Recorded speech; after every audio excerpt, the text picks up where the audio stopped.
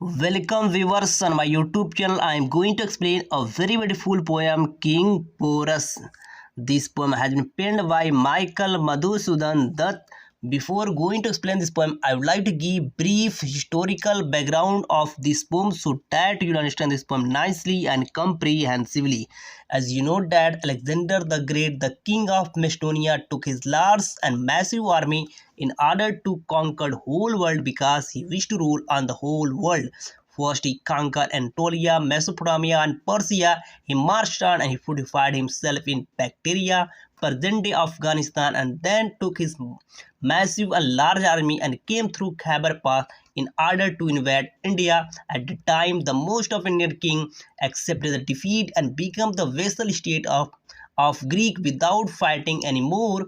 But the king Porus at that time, although he had a very tiny army in comparison to Alexander, he fought bravely along with courageous and valorous soldiers. At last, while fighting in fierce battle, King Porus wounded severely and imprisoned by the Greek. When he brought before the Alexander the Great, Alexander asked, "How should I treat him?" He replied that the way a king treat to another king, you have to treat in this way. Alexander was impressed this answer and he not only pardoned the king but also give back his territory. In this present poem, the poet is not only admiring the valor and patriotism of the King Porus, but also at the same time the king is seeking and awakening this kind of valor and courage in Indians so that they can also fight for the freedom of motherland, because this poem has been composed at the time when India was controlled by the British. So now I am going to explain this poem line by line in Hindi. Loudly the midnight tempest sang, ah, it was thy diary's fair liberty, and clouds in thundering accent roared, unheeded warning from on high.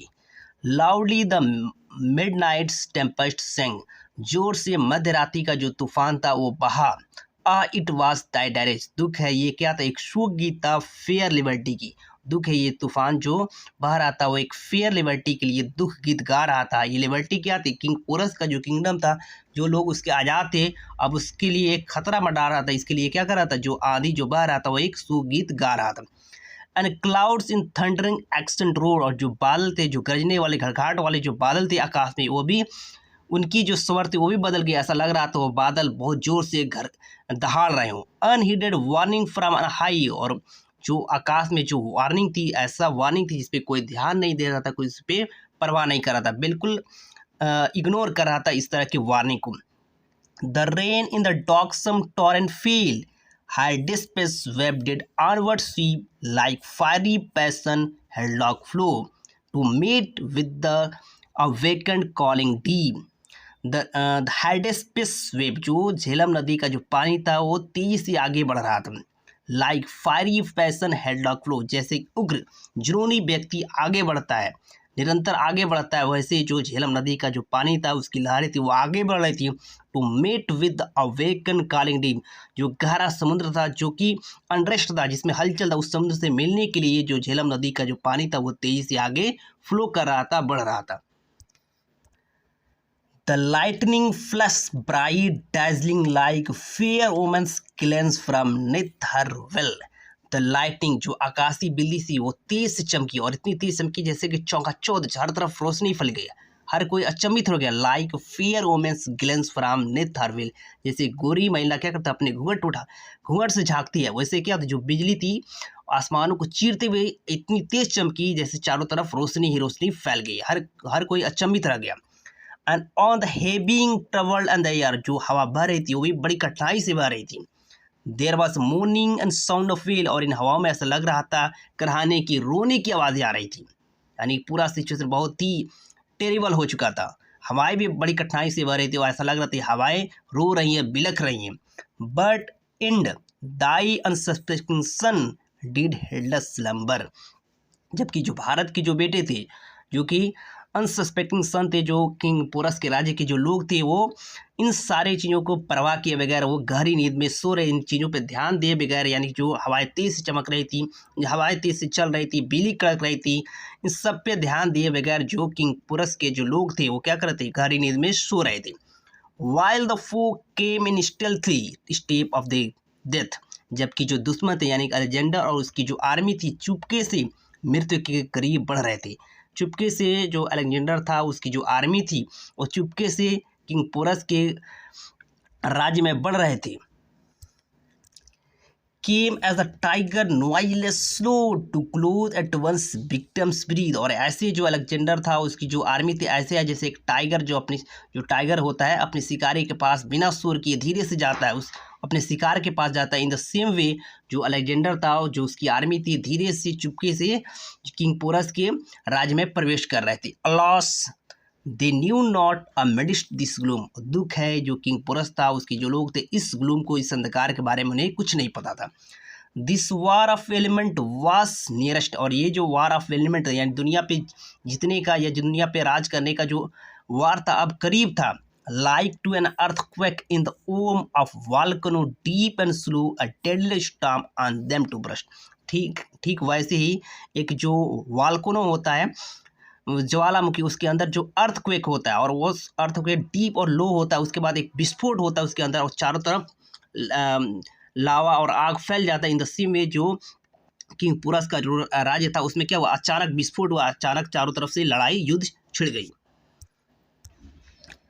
This morn the lord of the day from the gold Sumeru palace bright looked on his own sweet climb to bathe it in his rosy light. That's morning, यानी जिस सुबह लड़ाई हो रही थी उसमें जो सूरज था वो अपने महल से चमक रहा था, जो सूरज था अपने महल से वो चमक रहा था। Looked on his own sweet climb, अपने क्लाइमेट को वो देख रहा था, यानी सूरज अपने महल से तेजी से चमक रहा था और अपने क्लाइमेट को देख रहा था। To bathe it in his rosy light, और अपने रोजी लाइट में सूरज नहा भी रहा था। कहने का मतलब है सूरज बहुत तेज गति से बहुत तीव्रता के साथ चमक रहा था। दिन बहुत ही अच्छा था जिस दिन किंग पोरस के राज्य पे अलेक्जेंडर की आर्मी ने अटैक किया, उस दिन बहुत ही अच्छा था, बहुत ही सुहाना था। But lo the glorious flag, उस शानदार फ्लैग को, उस इम्प्रेसिव फ्लैग को देखो। To which the world in awe had bowed, जिसके लिए संसार भय में था, जिसकी वजह से संसार भय में था, संसार झुक गया था। देयर इन डिफेंस वेव, अब वो क्या था, डिफेंस में चुनौती में वो वेव कर रहा था, घूम रहा था, मूव कर रहा था। ऑन इंडियाज गेल, भारत की आंधी में वो क्या कर रहा था, वो मूव कर रहा था। ट्रायम्फ एंड प्राउड, जो भारत की आंधी क्या थी, जीत और गौरव थी। इस आंधी में जो ध्वज था वो घूम रहा था, वो मूव कर रहा था। Then rose the dreadful yell, तब भयानक चीखें सुनाई दी, तब बहुत ज़्यादा चीख हुई। Then the Lion King and each warrior brave rushed on the coming foe, तब बहादुर राजा ने किंग पोरस उसका प्रत्येक जो ब्रेव वॉरियर थे, जो दुश्मन की जो आर्मी आ रही थी उसकी तरफ बढ़ने लगे। To strike for the freedom or the grave, ताकि अपने फ्रीडम के लिए लड़ सके, अपने फ्रीडम को बचाने के लिए लड़ सके और चाहे मृत्यु को प्राप्त कर सके। O death upon thy gory altar what blood libation freely flowed, O death तुम्हारी जो अल्टर जो वेदी है, जो खून से लथपथ वेदी, उस पर कौन सा ब्लड चढ़ाया जाए। वो earth on that bright morn, यानी उस ब्राइट मॉर्निंग में what thousand render to the dust thy own, क्या हजारों लोगों ने अपनी जान की कुर्बानी नहीं दी, हजारों लोगों ने अपनी जान की बलि नहीं दी जिस मिट्टी के लिए वो कर्जदार थे। यानी किंग पोरस के हजारों आर्मियों ने अलेक्जेंडर से लड़ते हुए शहीद हो गए जो जिस मिट्टी के वो कर्जदार थे। But before the Macedonians like autumn leaves, Simon's driven fail India's hardy son, इससे पहले जो मैसेडोनियंस थी यानी कि ग्रीक जो आर्मी थी उसको भगाया जाए। लाइक आटम लीव्स, जैसे आटम में पत्ते गिरते उस तरह इनको मार के भगाया जाए। फेल इंडियाज हार्डी सन, ये आर्मी क्या होती है, जो भारत की जो सपूत है उस पर अटैक करने लगी। Proud mountain oaks by thundering riven, जैसे क्या हुआ, जो माउंटेन पे जो ओक होता है, विशाल ओक होता है, उस पर बिजली अटैक करने लगती है, उसको तोड़ने लगती है। इन द सेम वे जो अलेक्जेंडर की आर्मी थी वो भी अटैक करना शुरू कर दिया। That for their countries freedom blade, और इस इस देश के लिए हजारों लोग क्या होते अपनी खून की बलि दे रहे थे, फ्रीडम्स ब्लेड स्वतंत्रता के लिए खून बहा रहे थे। एंड मेड ऑन द गोर देयर ग्लोरियस बेड, और क्या करे रक्त से लथपथ जो जो बेड था उस पर अपना स्थान बना रहे थे, यानी कि बहुत सारे लोग शहीद हो रहे थे फ्रीडम के लिए। एंड मेड ऑन गोर देयर ग्लोरियस बेड, और इस लड़ाई में हजारों लोग शहीद हो रहे थे और इस मिट्टी का कर अदा कर रहे थे। But dauntlessly there stood King Porus, towering amidst foe like Himalayan peak with its eternal crown of snow. But dauntless, लेकिन निर्भीक होकर निडर होकर जो किंग पोरस था वो एक दुश्मनों के बीच एक टावर के समान खड़ा था। जैसे कि हिमालय क्या होता है, हिमालय खड़ा है उसके ऊपर बर्फ़ की चोटी है, बर्फ़ की चोटी है। इन द सेम वे जो किंग पोरस था वो दुश्मनों के बीच ही विशाल हिमालय की तरह खड़ा था। And his brow did shine, और इसका जो माथा था वो चमक रहा था। द ज्वेल्ड रीगल डायडेम, आभूषण थे जो राजमुकुट का जो शाही जो राजमुकुट था उसका जो आभूषण था उससे उसका माथा चमक रहा था। His milky white elephant was decked with many brilliant gems, और जो उसकी जो हाथी जो बिल्कुल दूध के समान सफ़ेद हाथी थी उसका वो क्या कहते वो भी सजाई गई थी, वो अलग अलग आभूषणों से वो भी चमक रही थी। So once again you have to see his milk white elephant was decked with many brilliant gems। जो किंग पोरस था उसकी जो वाइट एलिफेंट थी वो अलग अलग आभूषण चमकने वाले आभूषण से सजाई गई थी। Record not for the flanks, जो फ्लैंक्स थे जो घेरा सर्कल बनाने वाले जो सैनिक थे उसको जो किंग पोरस था उस पर ध्यान नहीं दिया, उसको परवाह नहीं किया। डेट राउंड हिम क्लोज, जो उसके चारों तरफ क्लोज इन सर्कल कर रहे थे। बट नोबली फाउड, लेकिन वो क्या हुआ बहादुरी से इन सैनिकों से लड़ा जो सैनिक उसके चारों ओर घेरा बना रहे थे। And like the angry winds that blow, और एक क्रोधित हवा जो कि बहती है। एंड लॉफ्टी माउंटेन पाइन्स ले लो, और जो माउंटेन पे जो बड़े पाइन्स के पेड़ होते हैं उनको तोड़ देती है। एक क्रोधित एक बहुत ही प्रचंड हवा जो बहुत तेज बहती है और माउंटेन पे जो पाइन के जो पेड़ होते हैं उनको तोड़ देती है, क्रश कर दी है। इन द सेम वे जो राजा पोरस था वो भी लड़ रहा था। Amidst them dreadful havoc rot, यानी दुश्मनों के बीच जो किंग पोरस था वो बहुत ज़्यादा तबाही बर्बादी लाया। जैसे क्या वो एक पावरफुल जो हवा होती है वो माउंटेन पे जो ओक के पेड़ होते हैं उनको क्रैश कर देती है, तोड़ देती है। इन द सेम वे जो किंग पोरस था दुश्मनों के बीच था और वो सबको सफाया कर सबको ख़त्म कर रहा था। अनथीम्ड हिज क्राउन एंड कंट्री फू, और जो उसके जो क्राउन था यानी वो भी थोड़ा सा लड़ते लड़ते थोड़ा सा कमज़ोर हो गया था, और साथ साथ जो उसके दुश्मन थे वो भी थोड़ा सा हार गए थे। The hardiest warrior at his deed, जो अलेक्जेंडर के जो वॉरियर्स थे वो इसके कारनामे के बहुत देख रहे थे, यानी जो अलेक्जेंडर के जो वॉरियर्स योद्धा थे किंग पोरस के कारनामे को देख रहे थे। आज ट्रक भयभीत थे। Quailed like wind second red, और विंड सेकंड रेड के समान वो बिल्कुल हार गए थे। बिल्कुल जैसे विंड में जो रेड्स होती है हिलने लगती है, इन द सेम वे जो अलेक्जेंडर के जो आर्मी थे वो क्या थे भयभीत हो गए थे, हार गए थे। They dare not look upon his face, उनकी हिम्मत नहीं हो रही थी किंग पोरस के चेहरे को देखने की। इतनी बहादुरी से किंग पोरस लड़ रहा था कि जो अलेक्जेंडर के जो आर्मी थी उनकी हिम्मत नहीं रही होती किंग पोरस को देखने की। They shrank before his burning eyes, और उसकी तीव्र उसकी जलती हुई आंखों के सामने ये क्या हुई पीछे हटने, जब उसने देखा तो वो सैनिक ये पीछे हटने लगे। For in his eye the hero seen, for in his eyes यानी उनकी आइज में भी हीरो क्या रहा था चमक रहा था। और ये इसकी तेज आंखों से जलती हुई आंखों से जो सैनिक थे वो उसको देखकर वो डर गए और पीछे हटने लगे। Dead feared not death but high alone, ये जो किंग पोरस था वो डेथ से मृत्यु से डरा नहीं था, बट हाई अलोन बिल्कुल अकेले था। बीइंग एज इफ लाइटिंग, मानो कि वो बिजली से बनाओ।